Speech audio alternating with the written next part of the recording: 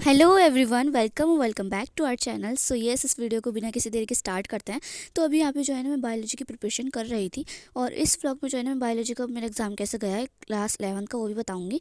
तो यहाँ पे जो है ना, मैं क्या कर रही थी, मैं कर रही थी प्लांट फिजियोलॉजी का एक चैप्टर। कौन सा चैप्टर है वो मुझे अभी याद नहीं है। आई थिंक प्लांट ग्रोथ वाला चैप्टर, नहीं, वो नहीं, कोई और सा है, मुझे याद नहीं कौन सा कर रही थी मैं। बट यस, मैं तो वक्त से पहले बुढ़ी हो रही हूँ, तो यहाँ पे जो है ना, मैं कंबल के नीचे जाकर जो है ना वॉइस ओवर कर रही हूँ। इसी वजह से जो है मुझे सांस लेने में दिक्कत हो रही है। इसी वजह से मुझे जो है ना थोड़े थोड़े ब्रेक लेकर करना पड़ा और ऐसी वॉइस आ रही है, तो उसके लिए माफ़ कर देना। एनीवेज, आई थिंक ये उसी दिन की क्लिप है और अभी यहाँ पे जो है ना, मैं लिख लिख कर जो है प्रैक्टिस कर रही हूँ, याद कर रही थी। और अभी मैं यहाँ पे कर रही हूँ रेस्पिरेशन इन प्लांट्स वाला चैप्टर। ठीक है, और जो है मैंने साथ में जो है ना उसके PYQ भी देख रही हूँ, मतलब जो हमारी मैम ने दिया था, एक प्रोवाइड करा था, वो तो मैंने अपने टेलीग्राम चैनल पर डाल दिया है। और एक और था जो कि मुझे मिला था अपने ही घर से, जब मैं सफाई कर रही थी तब, वो भी बायोलॉजी का। तो उन दोनों को एनालाइज कर करके जो है मैं उनको भी क्वेश्चन को सॉल्व कर रही थी, साथ में जो है NCERT के क्वेश्चन भी देख रही थी कि कौन कौन से NCERT के क्वेश्चन, मतलब कौन कौन से NCERT के क्वेश्चन है जो मुझे नहीं आ रहे, फिर उसको सर्च कर रही थी। और वैसे ही मैं PYQ के साथ भी कर रही थी, जो PYQ नहीं आ रहा था मैं उसे सर्च कर रही थी। तो अब आती है बायोलॉजी की बात, कि बायोलॉजी में मेरा एग्ज़ाम कैसे गया। तो पहले MCQ की बात करते हैं। तो MCQ में जो है ना, मेरे 16 में से 11 सही हैं। और मुझे इस बात की खुशी है कि अजर्शन रीजनिंग में मेरे एक भी गलत नहीं है। बाकी जो है ना, गलत मेरे वैसे में है, क्या कहते हैं, चॉइस बेस वाले में है। अजर्शन रीजनिंग में मेरा एक भी गलत नहीं है, जो कि पहले बहुत सारे गलत होते थे। तो इस बार एक भी नहीं है, तो उस बात की मुझे बहुत ज़्यादा खुशी है।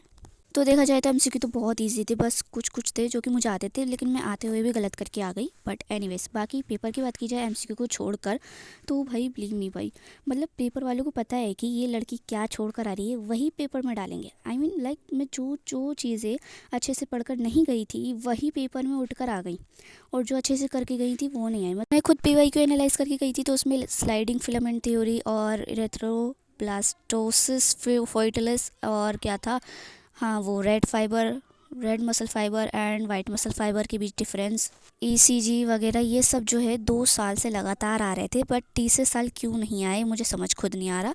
ठीक है, लिटरली भाई, जो मैं ज़्यादा अच्छे से पढ़कर नहीं गई थी ना, वही उन्होंने पेपर में डाला है। उनको पता था भाई, कैमरे लगा रखे हैं, उन्होंने कहा है, मुझे खुद पता नहीं चल रहा है। बस कुछ कुछ चीज़ें जो मैं अच्छे से करके गई थी और वो आया था। देखा जाए तो बायोलॉजी का पेपर जो है मीडियम लेवल का था। जो जो मतलब मैंने सारे के सारे क्वेश्चन अटेम्प्ट करे हैं, और जो नहीं आता था वो भी अटेम्प्ट करे हैं, उसमें कुछ भी लिख दिया। So yes. तो ये क्लिप जो है बायो के पेपर की बात की क्लिप है, और यहाँ पे जो है मैं सबवे सर्फर जैसा गेम खेल रही हूँ। अब जैसा क्यों, क्योंकि देखो, सबवे सर्फर जो है ना प्ले स्टोर में पता नहीं क्यों नहीं मिल रहा, कहीं पर भी मैं सर्च कर रही हूँ बट नहीं मिल रहा। तो ये उसके जैसा वर्जन है, लेकिन वैसा नहीं है, वैसी बात नहीं आ रही, बट फिर भी खेल रही हूँ टाइम पास के लिए। मेरे को पता नहीं क्या होता है, बट जो है ना, जैसे फाइनल एग्जाम खत्म होते हैं, जैसे ही उस मतलब जो उस क्लास का होता है ना, सारी की सारी निशानी वो नष्ट करने का दिल चाहता है, और फिर उसके बाद उसे नई क्लास का बनाने का दिल चाहता है। तो यहाँ पे जो है मेरे टू डू लिस्ट की डायरी है यहाँ पर, और मैं जो है ना सारे के सारे पेजेस फाड़ रही हूँ उसके, जिसमें लिखा हुआ था। सो ये फिर इज़ माई बायोलॉजी का क्वेश्चन पेपर एनुअल एग्जामिनेशन का। तो यस, ये वाला पेपर कैसा गया मैंने तो आपको बता ही दिया है। ठीक है, बट यस, इसकी फ़ोटो वगैरह जो है, मतलब अगर किसी के एग्ज़ाम्स अब भी बचते हैं तो कमेंट में बता देना, तो मैं भेज दूँगी। क्योंकि मुझे तो लगता है कि ज़्यादा से ज़्यादा 11 ग्रेडर्स के एग्ज़ाम्स ख़त्म हो ही गए होंगे। तो अब जो है मेरा अगला पेपर है सोशियोलॉजी का, और ये वाली जो क्लिप है ये है 5 तारीख की। तो देखो, आते ही मैं कुछ नहीं पढ़ती, तो मैंने इसको साइड हटा दिया, और आज का है मेरा रेस्ट का दिन, तो कल से पढ़ेंगे सोशियोलॉजी का। सो मतलब ये नेक्स्ट डे की क्लिप है। तो यहाँ पे जो है मैं उठने के साथ मैंने कई सारा टाइम वेस्ट कर दिया था। तो टाइम वेस्ट करने के बाद मैंने सोचा चलो कुछ अच्छा करते हैं। पढ़ने का तो मेरा मन नहीं चाह रहा था, तो मैं यहाँ पे एक्सरसाइज करने बैठ गई थी, क्योंकि मेरा स्क्रीन टाइम कुछ ज़्यादा ही हो गया है, कभी मेरी आंखें वीक ना हो जाए। तो वैसे तो मुझे इसमें कुछ एक्सरसाइज के बारे में पहले से ही पता था, क्योंकि मैंने प्रशांत भैया की वीडियो देखी थी बहुत पहले। बट एनीवेज, अभी वाली क्लिप जो है किस दिन की ये तो मुझे पता नहीं है, बट यहाँ पे मैं क्या करी थी ये मुझे पता है। तो मैं यहाँ पे जो है ना अपनी पुरानी नोटबुक्स के, मतलब जो भी मेरे पेज भरे हुए थे वो सारे के सारे हटा रही थी। और मैं जो है ना इनको कहीं फेंकूंगी वेकूंगी नहीं, मैं इनको संभाल के रखूंगी यादगार के तौर पे। मैंने 10th के नोट्स भी संभाल के रख रखे हैं, तो पता नहीं मेरी आदत क्यों है ये संभाल के रखना, जबकि कुछ काम नहीं आते। बट एनीवेज, पेज हटाने के बाद ये नोटबुक्स जो है ना कई सारी बनी है। लाइक देखो, ये वाली बायोलॉजी की थी, अब ये पूरी की पूरी खाली कर दी, ये रही पेज फटे हुए। बट एनीवेज, तो देखो मेरा मतलब ये है कि लाइक, जब पेज मतलब थोड़े से खाली हैं, तो भाई उनको हटा कर जो है न्यू क्लास की क्यों नहीं बनाते भाई, पेज वेस्ट क्यों करें, नोटबुक वेस्ट क्यों की जाए, है ना।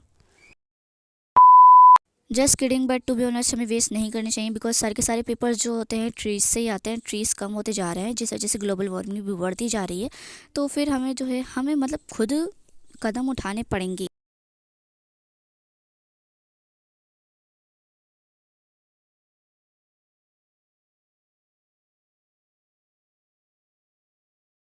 तो ये वाली जो क्लिप है ये है 7 तारीख की और महीने तो आप लोगों को पता ही है। तो यहाँ पे जो है मैंने मोबाइल को चार्जिंग पे लगा दिया था क्योंकि उसकी चार्जिंग बहुत ज़्यादा कम थी, मतलब 15% थी।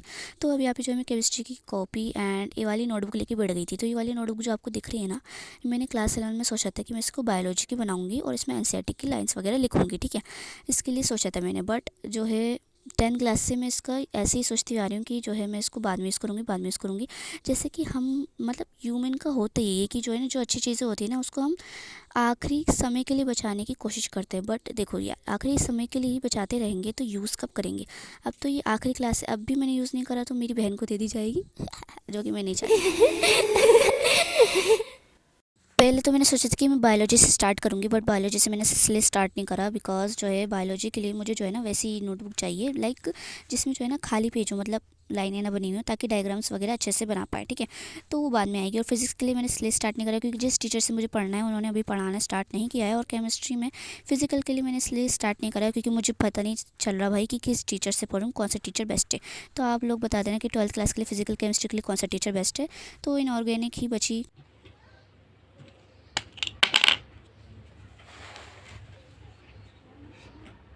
तो देखो, इनऑर्गेनिक केमिस्ट्री एक ऐसी है जिसमें मुझे पता है कि भाई मुझे मोहित दधीच सर से पढ़ना है। बाकी ऑर्गेनिक केमिस्ट्री में मुझे डाउट है कि भाई योगेश जैन सर से पढूं या पंकज सर से, ठीक है। फिजिकल केमिस्ट्री में भी डाउट है कि फिजिकल केमिस्ट्री किससे पढूं। बाकी इनऑर्गेनिक केमिस्ट्री में मेरा पूरा पक्का है कि मुझे मोहित दधीच सर से ही पढ़ना है। तो इस वजह से मैंने सोचा कि इनऑर्गेनिक ही स्टार्ट करते हैं। तो तुम्हें इसमें लिखा हुआ दिख रहा होगा पढ़ ले अक्षय। तो 10th क्लास में जो है ना, मैंने इस नोटबुक को जो है पढ़ ले अक्षय भैया की वो बनाई थी, ठीक है। तो यस, इसलिए लिखा हुआ है, मतलब समझ रहे हो ना। 10th क्लास में मैंने सोचा था यूज़ करने का, बट यूज़ नहीं कर पाई थी, बट इस बार करूँगी ये।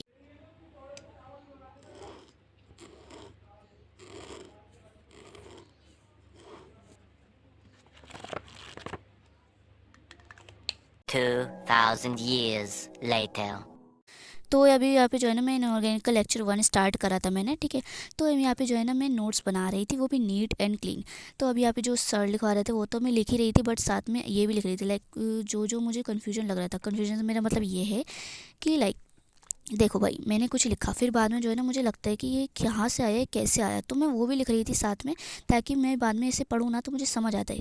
क्योंकि 11th क्लास में मैंने ऐसा नहीं लिखा था, जो बोर्ड पे लिखा रहता था ना बस वही लिखा था, फिर बाद में जाके जो है ना ब्लंडर बन गया था और फिर बाद में मुझे बार बार लेक्चर देखना पड़ता था, इसी वजह से। अब खुद की मिस्टेक से ही इंसान ना समझे तो इंसान कैसा ही, बकवास बात हो गई। एनीवेज, चलो ये वाली वीडियो तो बस यही तक थी। आई होप आप लोगों को अच्छी लगी हो। अगर आप लोगों को अच्छी लगी हो तो thank you guys so much for watching and yes, मिलते हैं नेक्स्ट वीडियो में। Bye bye.